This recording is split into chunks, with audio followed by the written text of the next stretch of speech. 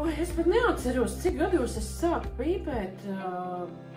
Tā pīpēšana sākās, kaut kādu tusiņu laiku. Tā kompānija iziet, uzpīpā, bet tas tāds bija neregulārs pasākums. Tad bija viens periods, kad es sāku to darīt regulāri. Diezgan stresaini tā dzīve bija arī, un man ir liela loģija, man bija divāniņš, kafijas krūzīte, protams, rīta cigareti.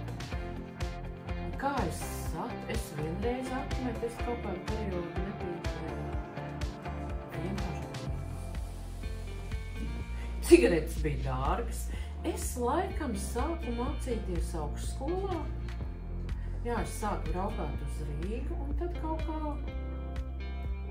kā tā dzīve pat izmainījās arī, un tur arī man apkārt neviens nepīpēja, kompānija nebija kaut kā pīpēja.